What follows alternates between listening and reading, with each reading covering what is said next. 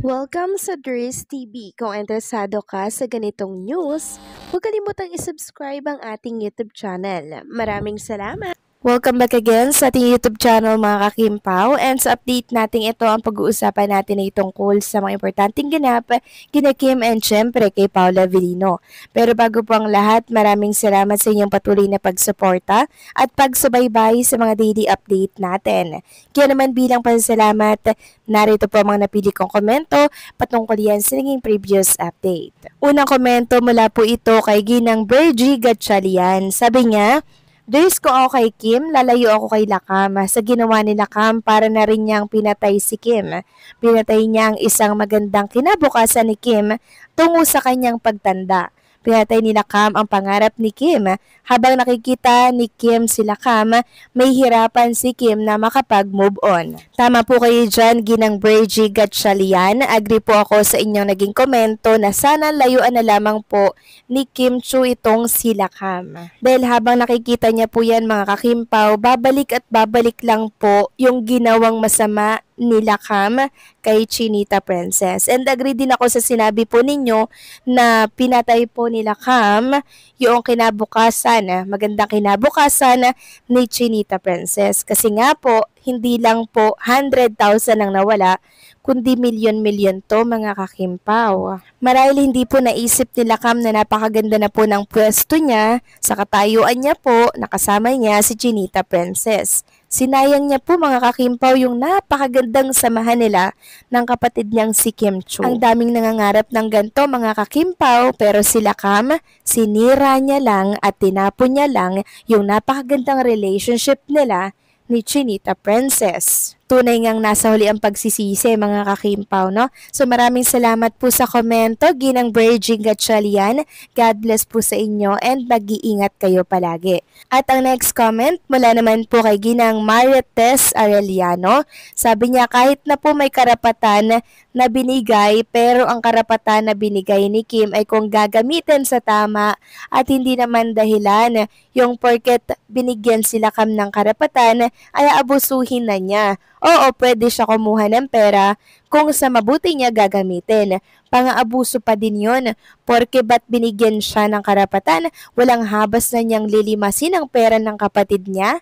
Tama po kayo dyan, Ginang Marites Arellano. Ganyan-ganyan po ang ginawa ni Lakam. Walang habas na winaldas ang pera ni Chinita Princess since may karapatan nga naman siya sa naturang bank account ni Kim Chiu. And sana lang mga kakimpaw, maging mahigpit po ang mga bangko sa mga ganitong joint account. Like hindi po makakapag-withdraw or makakapaglabas po ng malaking pera si Lakam nang hindi po nalalaman ng isa. Or vice versa mga kakimpaw, para po aware silang parehas na naglabas ng gantong pera, diba? Nang sa ganun sana ay mapigilan po ni Chinita Princess yung pagbawas ng milyones ni Lakam Bini Chiu sa kanyang account. Once kasi na nag-present ka lang ng ID mo sa bangko, mga kakimpaw, pwedeng-pwede ka na pong makapag-withdraw ng kahit magkano na gustuhin mo. Kasi binigyan ka nga ng karapatan sa bank account ni Chinita Princess. Yun nga lang, hindi po magandang kabanding itong si Lakam dahil talagang nilimas yung mga pera ni Chinita Princess. At isa lang po ang ating dalangin mga kakimpaw, kundi sana po ay mabigyan ng hustisya itong narareklamo ni Chinita Princess. So maraming salamat po sa komento, Ginang Marites Arellano.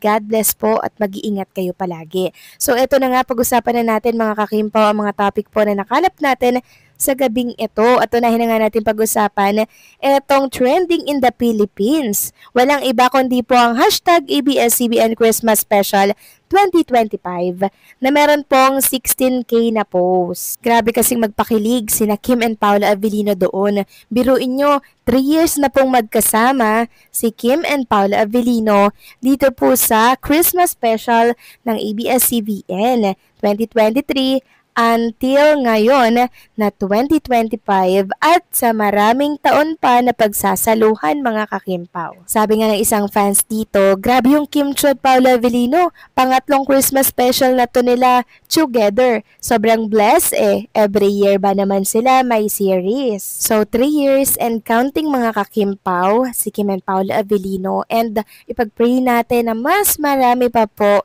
na Christmas special ng ABS-CBN ang pagsamahan nila together. Samantalang next topic naman tayo, pag-usapan natin mga kakimpaw, etong napansin po ng mga Kimpaw fans dito sa X. Sobra kasing makatitig si Paolo Avellino kay Chinita Princess. Very consistent.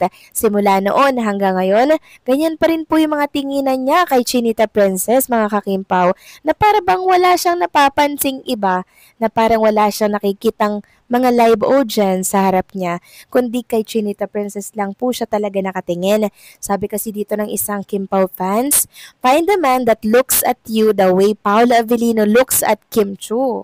Isang patunay lang to mga kakimpaw na talaga naman pong hindi nagsasawa at nababawasan yung pagtingin ni Paolo kay Chinita Princess. Kasi parang laging in love mga kakimpaw.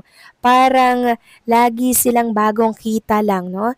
Sabi tuloy ulit ni Jen dito, feeling ko sasabog na yung puso ko sa kilig dito.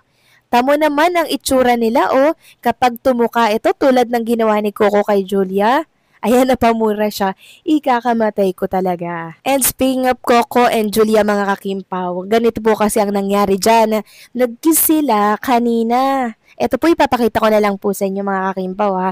At sabi nga dito ng isang fan sa X, kung hashtag Kimpaw to, di na natin malalaman sino ang pumatay kay Walter. Dahil di na tayo aabot ng Friday. Kipis na tagpo ang sabay-sabay, humimlay.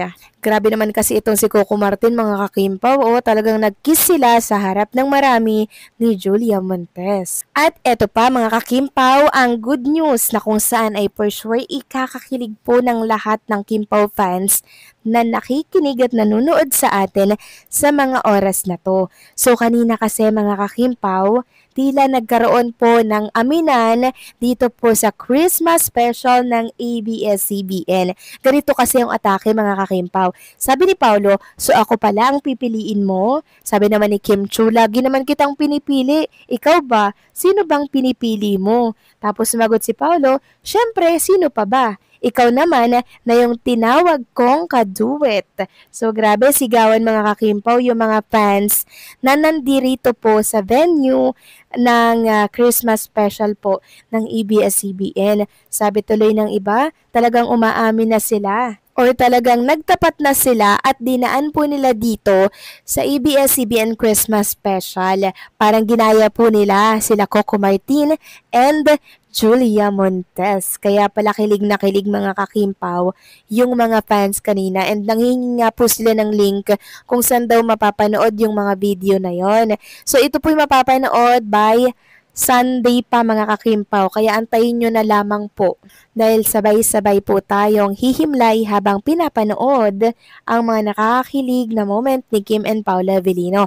So, anong sa inyo dito mga kakimpaw? Please comment down below. So, paano hanggang dito na lamang po ang update natin. Maraming salamat po sa patuloy na pagsuporta.